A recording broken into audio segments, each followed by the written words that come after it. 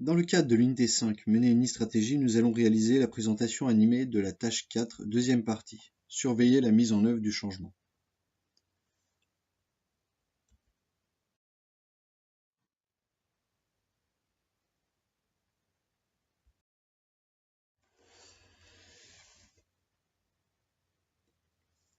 Dans la démarche de la réalisation d'un processus de suivi de la mise en œuvre de la stratégie, notre objectif est de créer des processus de suivi permettant de contrôler l'avancement de la mise en œuvre de la stratégie par rapport aux objectifs SMART fixés, puis d'être en mesure de mettre rapidement en place des actions de correction pour assurer le succès des opérations mises en œuvre, toujours par rapport à ce qui a été prévu initialement de la stratégie.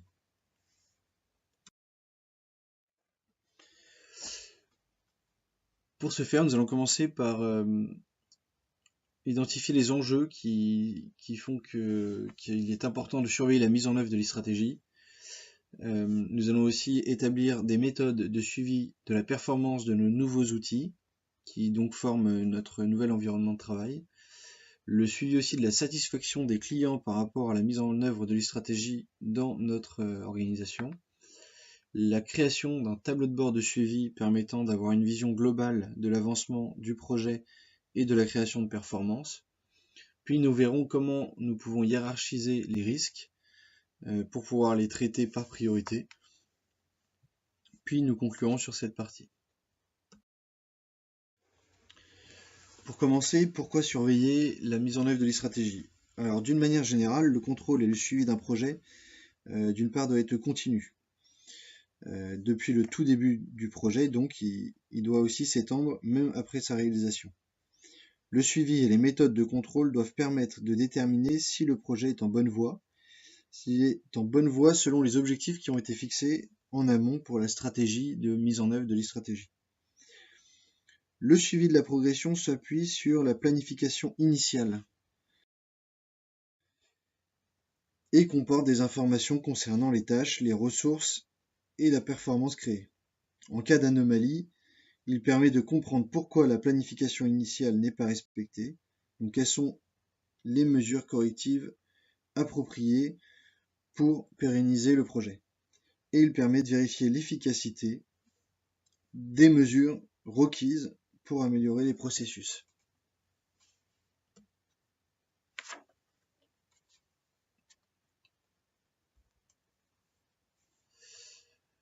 Le suivi s'appuie donc sur la planification initiale des tâches et des ressources affectées.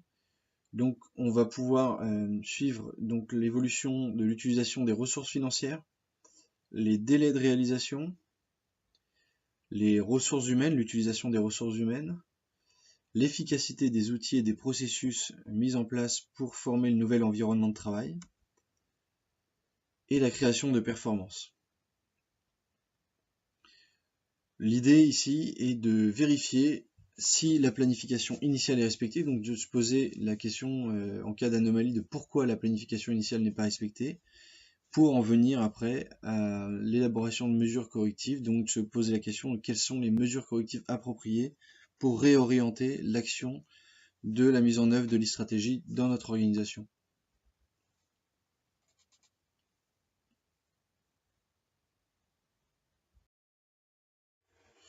À présent, nous allons nous intéresser au suivi des processus engagés, donc des processus de réalisation des tâches du projet et d'utilisation des ressources par rapport aux délais qui ont été fixés en amont de ce projet.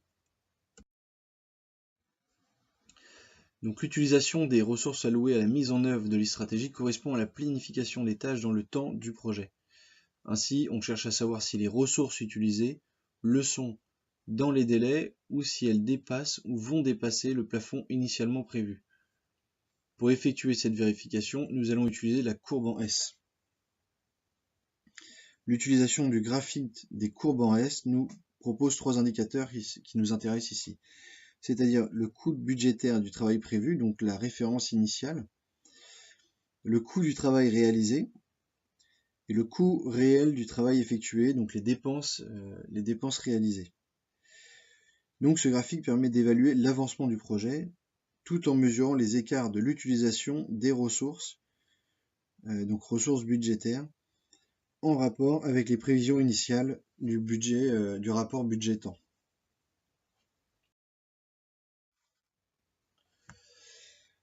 De la même manière, nous avons une méthode pour le suivi de l'acceptation des parties prenantes.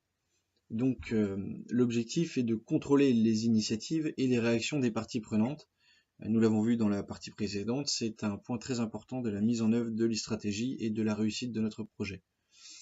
Ainsi, nous pouvons mettre en place des stratégies, bien sûr, de communication en vue de soutenir l'acceptation et l'adhésion. Cependant, il faut être en mesure d'analyser cette acceptation du projet dans l'entreprise. Pour cela, nous avons le modèle ICAP qui a été mis en place par Autissier et Moutot. Le modèle ICAP passe à travers des questionnaires orientés qui sont soumis aux collaborateurs dans le but de faire remonter des informations concernant la participation et l'acceptation du projet. Avec les réponses recueillies et évaluées, bien sûr, donc l'analyse de ces réponses, on crée un baromètre permettant de juger les procédés mis en place pour la gestion des conflits et des résistances provenant des parties prenantes. Donc l'idée est de déterminer le taux d'information véhiculé par la communication pour le mettre en rapport avec la compréhension des parties prenantes, le taux d'adhésion et le taux de participation des collaborateurs. Donc pour recueillir ces informations, on va procéder à des interviews, des sondages, des rendez-vous individuels avec les parties prenantes, avec les zones de pouvoir, les différentes institutions de l'entreprise.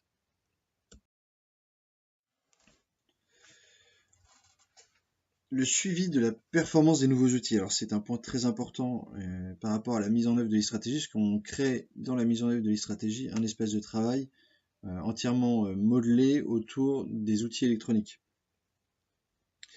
Donc l'intérêt ici est de développer des processus permettant d'évaluer la valeur et la performance créée par le nouvel environnement de travail, dans lequel on compte en premier lieu le système d'information interne, avec l'intranet, le logiciel de gestion de projet, la veille concurrentielle, le système CATI pour la prospection, le système d'information marketing aussi.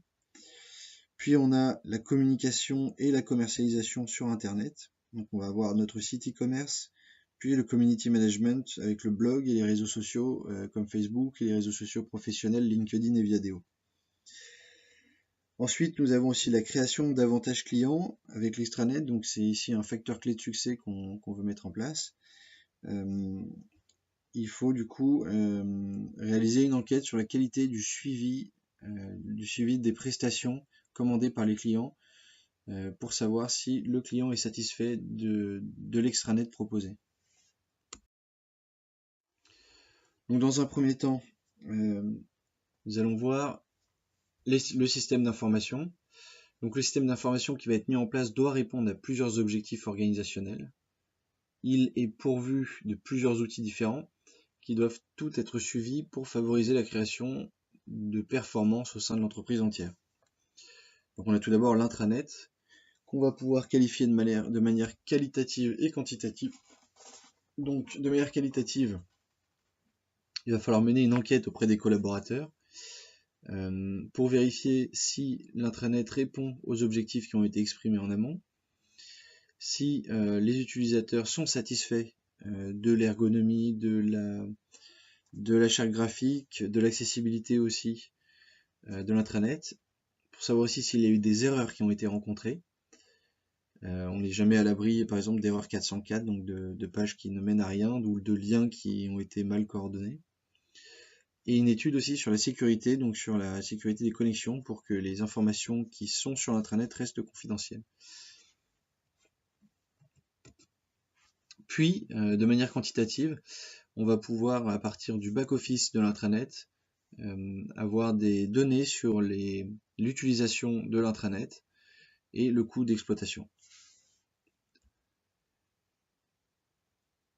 Ensuite, pour le logiciel de gestion de projet, on va être sur une étude qui va être menée à peu près de la même manière, à part qu'on va pouvoir ajouter sur l'étude quantitative le nombre de projets effectués sur une période pour évaluer la productivité réalisée grâce à ce nouvel outil. De même, la veille concurrentielle fera l'objet d'une analyse qualitative, donc avec les informations donc avec le nombre d'informations récoltées, qualitatives, donc si les informations ont été utiles, et quantitatives, combien de données sont analysées par le logiciel de veille concurrentielle. Il en est de même pour la prospection avec l'aide du logiciel CATI, qui doit aussi être audité pour évaluer sa performance et l'utilisation qui en est faite. Donc toujours de la même manière, c'est-à-dire que les parties prenantes bénéficiaires de ces outils vont être interrogées pour connaître déjà leur ressenti par rapport aux outils et pour voir si leur performance, si leur productivité augmente. Et pour finir avec le système d'information, il y aura le système d'information marketing qui sera aussi audité de la même façon au vu de la qualité des données récoltées sur les clients. Donc on va voir avec le service marketing si les données récoltées sont propices à l'élaboration d'opérations de marketing direct ou d'opérations de marketing plus ciblées.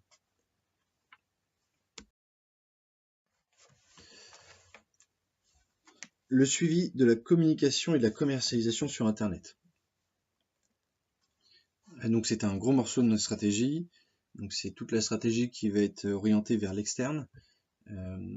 Donc parmi nos objectifs, la création de notre réputation via les réseaux sociaux, la création d'un blog et la commercialisation de nos prestations de services via le canal e-commerce sont à surveiller de près pour favoriser un retour sur investissement positif. L'animation des réseaux sociaux doit favoriser la visibilité et la création d'une communauté active autour de notre organisation.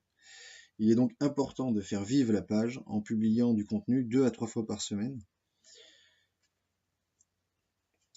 Pour justement ces réseaux sociaux et les pages professionnelles sont dotés d'une interface statistique visible par l'administrateur.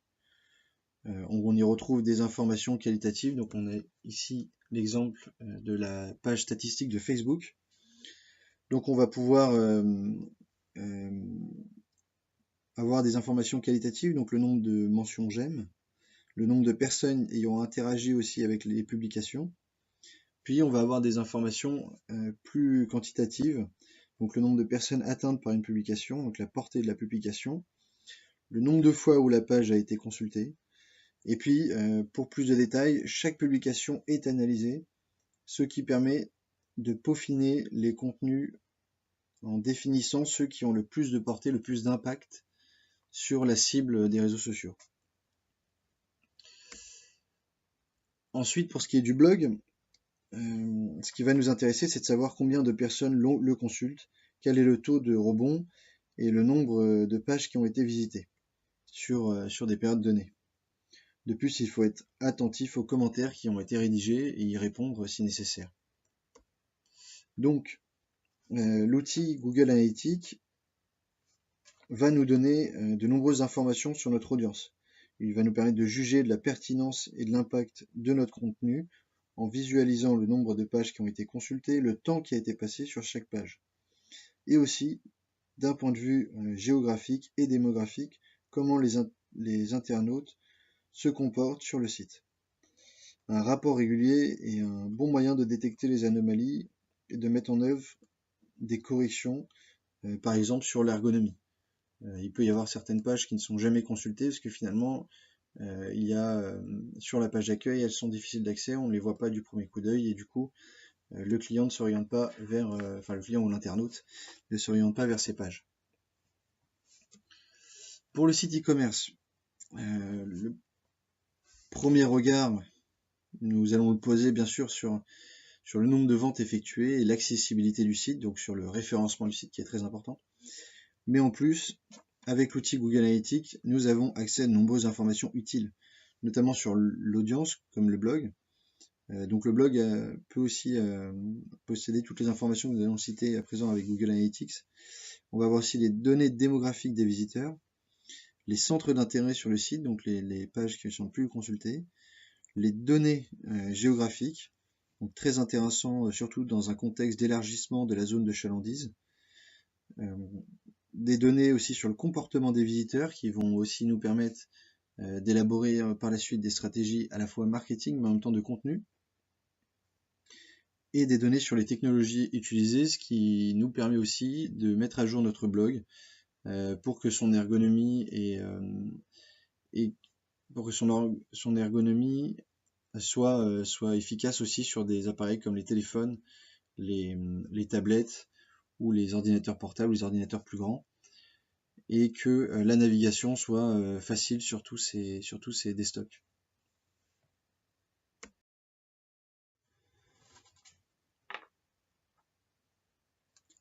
Toutes les informations vont nous permettre de réagir à la fois pour s'adapter à l'audience, mais aussi de déterminer la performance de vente en réalisant les rapports entre l'audience qualifiée et le nombre de ventes. De plus, l'impact du blog et des réseaux sera visible en quantifiant le nombre de connexions provenant de ces deux satellites. C'est-à-dire qu'à partir de Google Analytics, on peut savoir combien de personnes ont établi une connexion en passant par notre page Facebook par exemple, ou par le blog, en cliquant sur un lien qui les a redirigés sur notre site internet, ce qui est très intéressant pour voir si les outils satellites des réseaux sociaux et le blog sont propices à la conversion d'un prospect. À présent, nous allons voir comment nous allons suivre la satisfaction de nos clients, car c'est aussi une partie prenante non négligeable de notre projet de mise en œuvre de l'e-stratégie. Nous avons décidé, pour nous différencier de la concurrence et être le plus à l'écoute de nos clients, de leur offrir le meilleur de notre expertise sur les projets. Nous avons mis en place un extranet sur lequel chaque client peut visionner l'avancée de son projet et interagir avec l'équipe qui en est en charge. Donc pour évaluer la satisfaction de cet outil, il faut réaliser une étude quantitative. Donc analyser le nombre de connexions des clients à cette plateforme, le coût d'exploitation aussi bien sûr, mais mesurer aussi le nombre d'échanges effectués suivant les commentaires clients, donc c'est-à-dire est-ce que le client a pu interagir avec l'équipe facilement via cette interface, et surtout est-ce que les collaborateurs en charge du projet lui ont répondu dans des temps acceptables, et surtout de manière judicieuse. Et quantitativement aussi, on peut analyser, mesurer le nombre de clients qui sont fidélisés grâce à ces nouveaux services. De manière qualitative, donc il va falloir récolter des feedbacks, être à l'écoute des besoins clients. Donc comme par exemple on pourrait dire, est-ce que les réponses à vos commentaires vous ont été profitables. Donc il va falloir réaliser cette analyse, cette étude, à travers une enquête auprès des clients directement.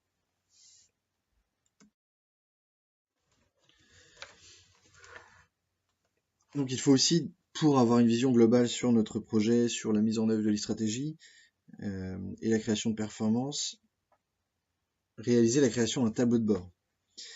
Le tableau de bord va nous permettre de gérer les flux d'informations provenant des processus développés pour effectuer un suivi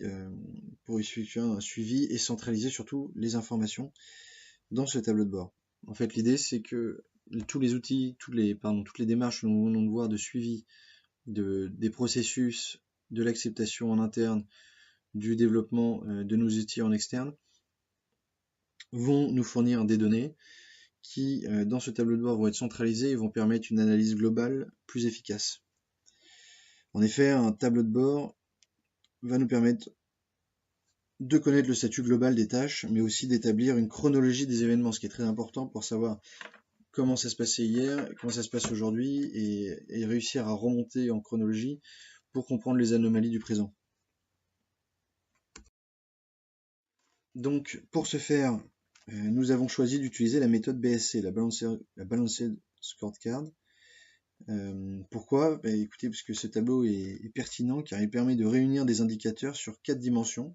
Une dimension financière, la dimension des processus internes, donc là on va avoir l'acceptation, la performance par exemple du système d'information, la dimension client, donc la satisfaction, les relations entre les clients, la fidélisation, et la dimension très importante de la progression de l'organisation, c'est-à-dire ici on va pouvoir analyser les retombées de l'effort commercial, les réputations, les performances analysées.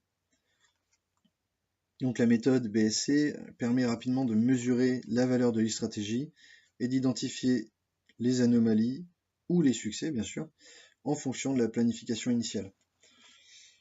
Une analyse régulière du tableau de bord est nécessaire pour prévenir les risques qui pourraient nuire au projet. C'est pourquoi nous préconisons l'utilisation d'un dernier outil. Donc il s'agit d'une matrice permettant de hiérarchiser les risques détectés pour intervenir sur les risques prioritaires en premier et organiser au mieux la mise en place de correctifs aux tâches réalisées ou en cours.